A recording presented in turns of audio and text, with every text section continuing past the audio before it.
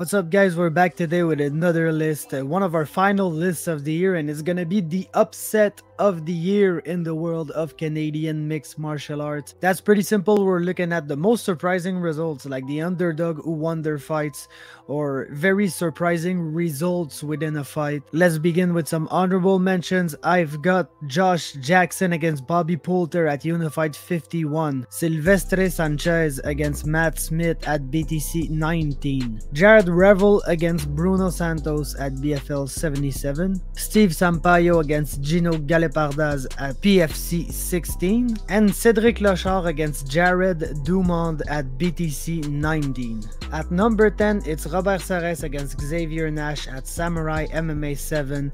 And yes, Xavier Nash was coming off a very close split decision loss against Achilles Estremadura in the championship fight at BFL 77, but it was tough to not see him as the favorite against Robert Sares, who too was coming off a loss, a very quick loss by submission to Jesse Ronson in a championship fight too at Samurai MMA 5. Before that loss to Achilles, Nash had been on a winning streak, as had established himself as one of the best lightweights in the country and one of the most technical grapplers in the country. And Robert Sares being very aggressive with his style, we thought that he was going to be open to some takedowns by Xavier Nash. So Xavier Nash was believed to be the favorite going into that fight, but Robert Sares came in a little calmer until he found this shot, and when he found this shot, he went crazy and finally got it at like a 34-second TKO win to make it expeditious and create a big surprise at Samurai MMA 7. At number 5, Danny Mallet against Jordan Balmir. Mallet had been off for a while. Balmir was a pro boxer, very successful one at that.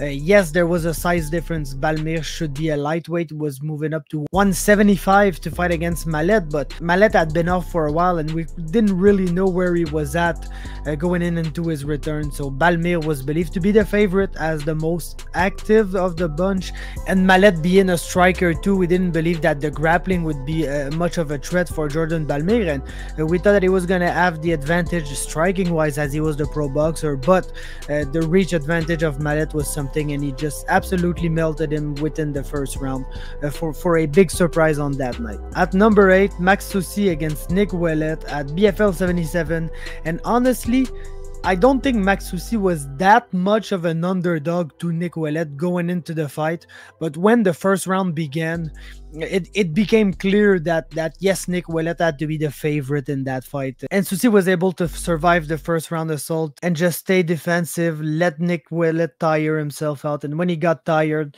he got the finish to claim the title in a very surprising result. At number 7, Ash Mashreghi against Dario Sinagoga. Yes, Ash was making his return and was way bigger than Dario, but he was out for a while. We didn't really know where he was at, and Dario was on a roll, was undefeated, and yes, he had to move up from lightweight because he basically never was able to make the weight in his final few fights there. So we expected a big difference in weight, but still Dario had to be seen as the favorite, as the most active and the undefeated fighter of the bunch.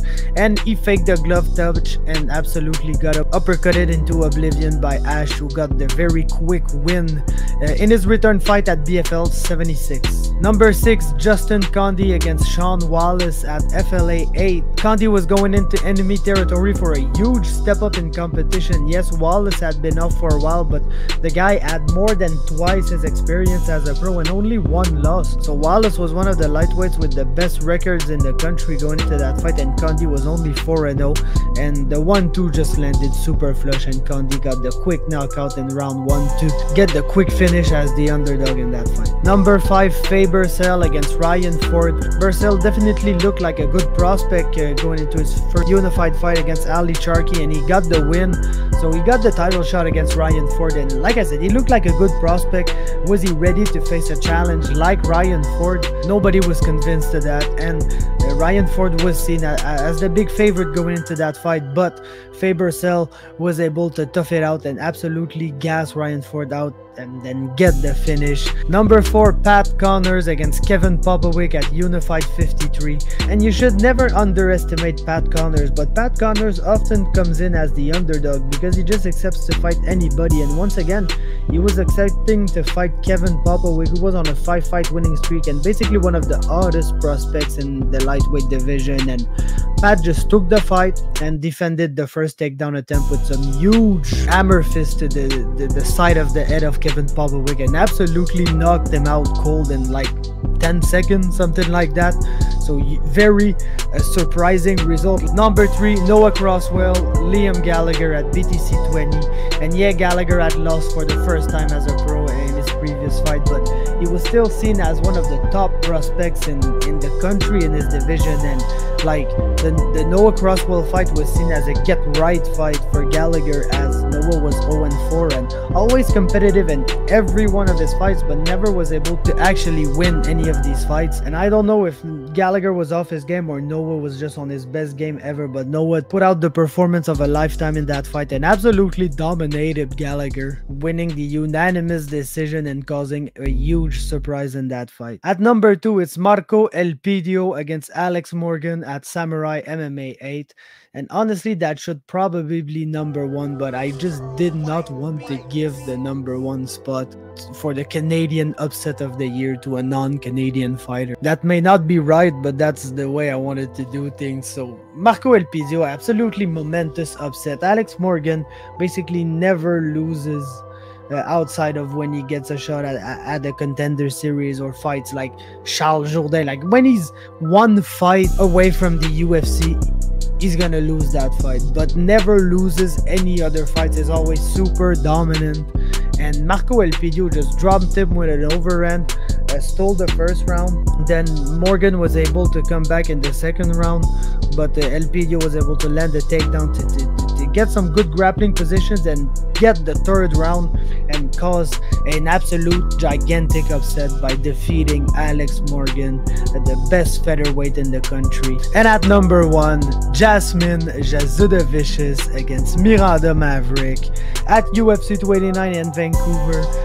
An absolute mood setter that night. It was an awesome fight, and Jasmine had, I don't want to say a tough first round, like a competitive first round, then absolutely took over. She out-grappled the shit out of Miranda Maverick.